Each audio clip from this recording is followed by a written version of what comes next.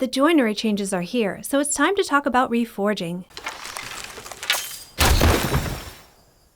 I want to emphasize right from the start that this is a system actively in development, so we should expect some changes in tuning over time. Check the pinned comment for updated information and a part 2 to this video.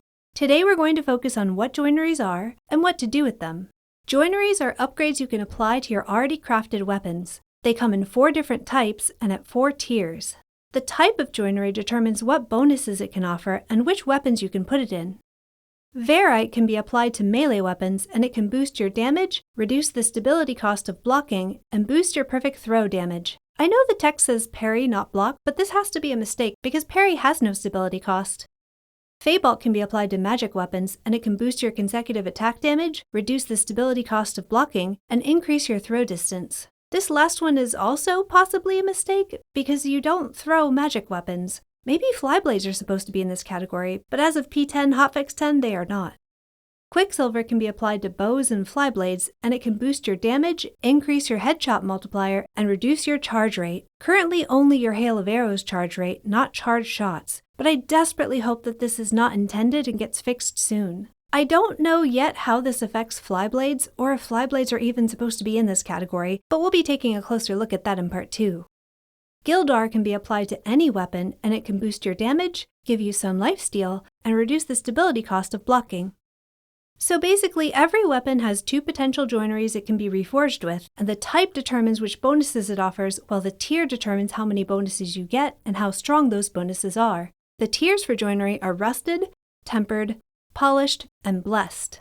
Rusted joineries give a single bonus to your weapon. Tempered joineries give a stronger version of the rusted bonus plus an additional new bonus, and polished joineries give a stronger version of the rusted bonuses plus a third bonus. Blessed joineries are where things get a bit more interesting. They give stronger versions of the same 3 polished bonuses, and also attune your weapon to whichever virtue they were blessed by. This means you can now change the attunement of any weapon in the game to any virtue you want, provided you can find the right joinery for it.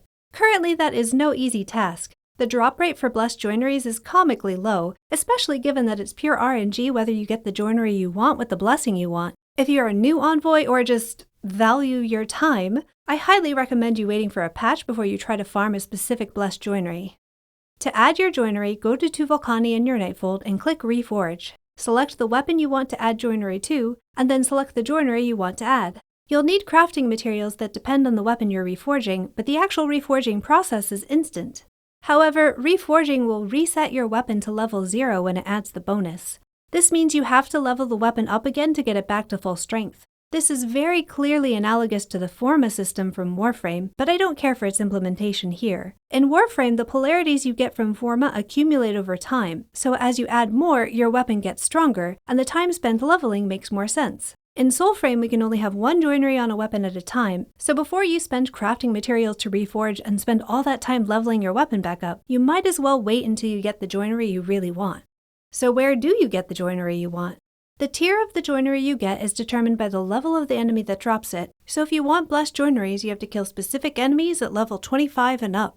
There were several drop sources mentioned in the patch notes that are not currently working. For example, the Vadagar Stag is supposed to drop them, but it currently doesn't drop anything. I'm guessing we'll see a hotfix for drop tables sooner than we see any big changes to what joineries do. So again, check the pinned comment for an update, or you can join my Discord where we're all sharing our farming tips and techniques, or check Soulframe Plus. As for what the different joineries actually do, I've got a bit more farming and leveling to do before I can give them a proper test, so that's what we're going to cover in part 2. If you found part 1 helpful, please give it a like, and please do let me know in the comments if you appreciate having this subject broken up into 2 vids so you could get the basic info sooner, or if in the future you'd rather wait for my usual Thursday uploads and see everything covered in one video. Otherwise, I'll see you in part 2, so until next time, happy hunting!